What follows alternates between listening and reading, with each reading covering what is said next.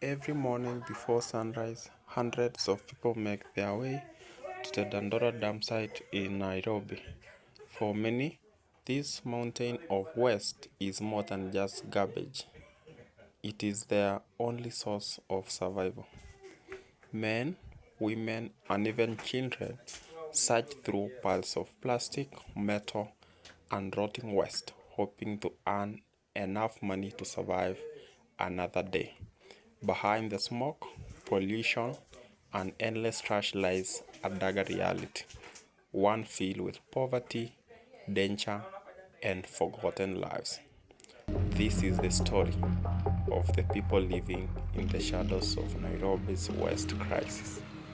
Just a short distance from the dam site lies Korogosho, one of Nairobi's largest informal settlements.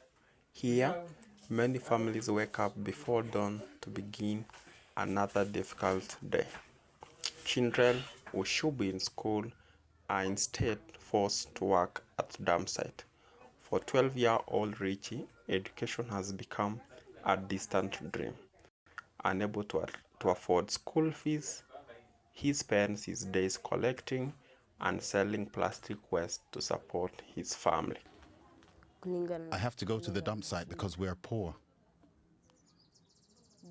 I can't go to school because I can't afford the school fees.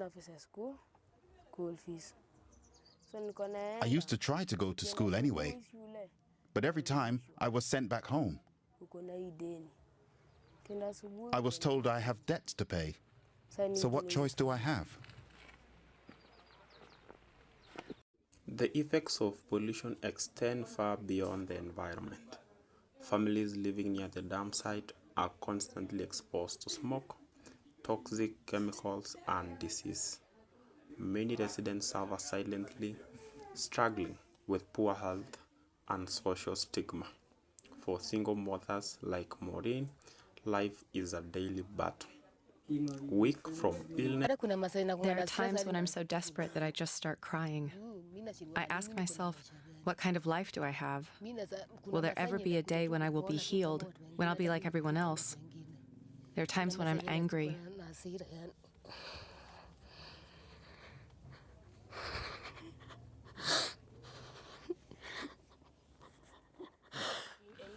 And unable to work regularly, she depends on her son's income from the dump site to survive. Yet, despite the hard, It's like the dump site has demons who ask for blood. There are days when there is just too much evil, seriously. You hear of people killing each other. Someone stabbed someone else with a knife or killed someone with a bottle. Sometimes you also hear that the trucks just reverse without paying attention and run someone over.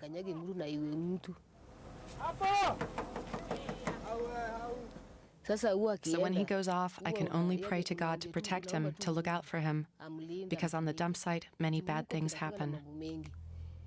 hardships, hope remains alive among many families here. Parents continue to dream of a better future for their children, one far away from the mountains of waste. I was scavenging like I usually do in the morning. I picked a full sack of plastic. Something told me I should hide it. When I came back for it, I found a guy called Mwalo had taken my sack. I told him, "Mwalo, this is mine." He locked me up inside a truck. It was about 7 in the morning. I don't know if he was sent by the devil. He beat me up until 10 o'clock that evening. Dandora dumpsite is more than just a landfill. It has become an entire underground economy. Every day, hundreds of tons of waste arrive from across Nairobi. Plastic bottles, scrap metal, food waste, and household garbage are sorted and sold for small amounts of money. But behind this system are gangs and cartels that control access to the landfill. Scavengers are forced to follow strict unwritten rules. Those who disobey risk violence, intimidation, or losing their little income they depend on. Many workers describe the dump site as a lawless place where fear has become part of everyday life. Even truck drivers transporting garbage are reportedly forced to pay illegal fees before entering the site. The gangs at the site are overseen by the dumpsite lords. We find one of the gangs in the landfill who is willing to speak to us, but anonymously. It's the gangs that control the dump site. We cannot just let anyone from outside come and pick the garbage. There was what we called the revolution, the overthrowing of the leadership of the dump site. The gangs fought each other. It was many people against one another. Around 14 to 15 people died at that time. People fought with machetes. They were slaughtering each other. It was a bad time. Those who took over are the ones who are controlling the dump site now. But the current leadership is just waiting for a mutiny and another power struggle for control. The dump site lord says it's not the gangs running the dump site who make the big money. It's the people they answer to, the garbage cartels, networks of private companies and subcontractors that secure the lucrative government contracts for waste management. These contracts are known to be worth millions of dollars. There are the cartels, powerful people. If you openly speak out about the dealings they're involved in, you're in danger. They all hide how they make their money, but they own the government contracts. For anyone in Kenya to get anything, you have to pay. We're used to it. Even these contracts come in return for kickbacks. For years, authorities have promised to improve waste management in Nairobi. Yet, the Dandora dump site continues to grow. Although the landfill was officially declared full many years ago, garbage still passes into the area every day. Residents and activists accuse powerful networks of benefiting from the city's waste crisis. Waste collection contracts involving millions of shillings have repeatedly faced allegations of corruption and bribery. Meanwhile, ordinary citizens continue to suffer the consequences of polluted rivers, blocked drainage systems, and toxic smoke, which have become... It is a serious problem because it involves a lot of money. It is severe because it is the private companies that are doing business with government, that quite a number of them that are encouraging this problem. Because when it involves big money, some of the private companies are willing to part with big money and bribe their public officers. People can collude and put certain requirements because they are looking at a certain company to win deliberately. Parts of a daily life for nearby communities.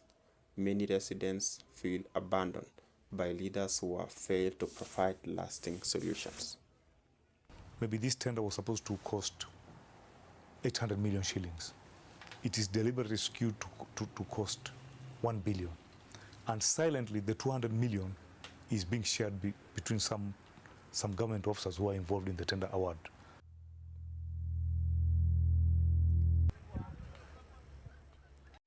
Finally, the bag is full. Richie weighs what he has collected that day. Despite Richie and her mom not having other means of income, they have not given up on their lives.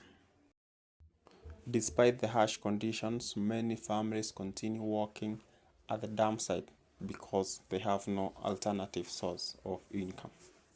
For Richie and many other children, every day spent at Dandora is another reminder of poverty and inequality. Still, he dreams of something greater.